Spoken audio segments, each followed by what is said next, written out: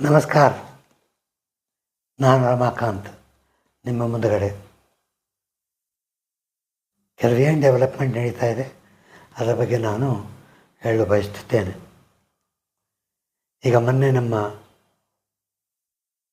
All ಇಂಡಿಯಾದ zoom ಮೀಟಿಂಗಲ್ಲಿ ಕೆಲವು ಚರ್ಚೆಗಳು ಆದವು ಹಾಗೂ ಕೆಲ ನಿರ್ಣಯವನ್ನು ತಗೊಂಡ್ವಿ. ಏನು, ಈಗ ಸರ್ಕಾರವು ಕೂಡ ನಮ್ಗೆ ಸ್ವಲ್ಪ ಟೈಮ್ ಕೊಡ್ರಿ, ನಿಮ್ಗೆ ನಾವು ನಿಮ್ಮ ಕೆಲಸವನ್ನು ಮಾಡಿಕೊಡ್ತೀನಿ ಅಂತ ಹೇಳಿದ್ದಕ್ಕೆ ಮಾಡುವುದೋ ಬೇಡವೋ, ಅವಾಗೆಲ್ಲರ ನಿರ್ಣಯದ ಪ್ರಕಾರ ಸರ್ಕಾರ ಯಾವಾಗ ಕೇಳ್ತಾ ಇದೆ ಅದಕ್ಕೂ ನಾವು ಅವ್ರ ಜೊತೆಗೂಡಿ ಹೋಗಬೇಕು. ಇನ್ನೊಂದು ಸ್ವಲ್ಪ ದಿವಸದಲ್ಲಿ ಮಾಡಿಕೊಟ್ರು ಒಳ್ಳೆಯದೇ. ಸರ್ಕಾರ ಕೂಡ ಒಳ್ಳೆಯ ವಿಚಾರಗಳನ್ನು ಮಾಡ್ತಾಯಿದೆ. ಪೇಪರ್ನಲ್ಲಿ ಕೂಡ ಅದು ತನ್ನ ಸ್ಟೇಟ್ಮೆಂಟ್ ಕೊಡ್ತಾಯಿದೆ. ಮಿನಿಮಮ್ ಪೆನ್ಷನ್ನು, ಹೈಯರ್ ಪೆನ್ಷನ್ ನಮ್ಮ ಪ್ರಣಾಳಿಕೆಯಲ್ಲಿದೆ, ನಾವು ರಿಸಾಲ್ವ್ ಮಾಡ್ತೀವಿ. ಹಾಗೂ ನಿನ್ನೆ ದಿವಸ ಇನ್ನೊಂದು ಡಿಕ್ಲೇರ್ ಮಾಡಿದರು. ಏನಂದರೆ, ಮೊದಲಿನ ಪದ್ಧತಿ ಈಗ ಹಸ್ಬೆಂಡ್ ಸತ್ತ ಮೇಲೆ ವೈಫಿಗೆ ಬರೋದು ಪೆನ್ಷನ್ನು. ಅವಳು ಹೋದ್ಮೇಲೆ ಆ ದುಡ್ಡು ಅವರಲ್ಲೇ ಉಳಿತಿತ್ತು.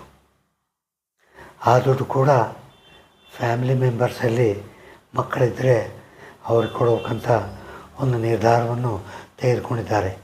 ಈಗ ಎಷ್ಟೋ ಬೆಳವಣಿಗೆಗಳು ಆಗ್ತಾಯಿದೆ. ನಮ್ಮ NAC ಅಶೋಕ್ ರಾವತ್ ಟೀಮು ದಕ್ಷಿಣ ಭಾರತದಲ್ಲಿ ಹಾಗೂ ಉತ್ತರ ಭಾರತದಲ್ಲಿ, ಇಂಡಿಯಾದಲ್ಲಿ ಬೇರೆ ಬೇರೆ ಪ್ರದೇಶದಲ್ಲಿ ಏನಿದು ಕ್ಯಾಂಪೇನ್ ಮಾಡ್ತಾಯಿದ್ದಾರೆ. ಅದೇ ಕಾರಣದಿಂದ ಸರ್ಕಾರವು ಕೂಡ ಅವ್ರ ತಲೆಯಲ್ಲಿ ಒಂದು ವಿಚಾರ ಮಾಡಿದೆ. ಆ ಕಡೆ ವೀರೇಂದರ್ ಸಿಂಗು, PN ಪಾಟೀಲ್ ಅವ್ರ ಬೋಗಣ್ಣವರು ಕೂಡ ಡೆಲ್ಲಿನಲ್ಲಿ ಬೇರೆ ಬೇರೆ ಮಿನಿಸ್ಟ್ರು, ಬೇರೆ ಬೇರೆ ಅಧಿಕಾರಿಗಳು ಅವ್ರ ಜೊತೆಗೆ ಮೀಟ್ ಮಾಡಿ ನಮ್ಮ ಪ್ರಾಬ್ಲಮ್ಗಳನ್ನು ಸಾಲ್ವ್ ಮಾಡಲು ಕೂಡ ಪ್ರಯತ್ನ ಮಾಡ್ತಿದೆ. ನಿಮ್ಮೆಲ್ಲರ ಪ್ರಯತ್ನ ಎಲ್ಲವೂ ಸೇರಿ ಏನೋ ಹಂತಕ್ಕೆ ಬರ್ಬೋದು.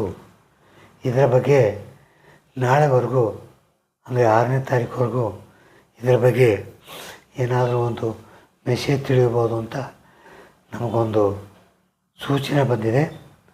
ಅದರ ಪ್ರಕಾರ ನಿಮಗೂ ಅದನ್ನು ತಿಳಿಸಲು ಬಯಸುತ್ತೇನೆ. ಏನು ಯೋಚನೆ ಮಾಡಬೇಡಿ, ಬೇಗನೆ ಜಯಬೇರಿ ಹೊಡೆಯೋಣ, ನಮ್ಮ ಜೊತೆಗಿರಿ, NAC ಜೊತೆ ಸೇರಿ ಹೋರಾಟ ಮಾಡೋಣ. ನನ್ನ ನೆಕ್ಸ್ಟ್ ವಿಡಿಯೋ ಮತ್ತು 7ನೇ ತಾರೀಕುವರೆಗೂ ವೇಟ್ ಮಾಡಿ, ನಿಮಗೆ ನಾನು ಅಪ್ಡೇಟ್ ಮಾಡ್ತೀನಿ, ಒಳ್ಳೆಯ ಸುದ್ದಿ ಹೇಳಲು ಪ್ರಯತ್ನ ಮಾಡ್ತೀನಿ. ನಮಸ್ಕಾರ.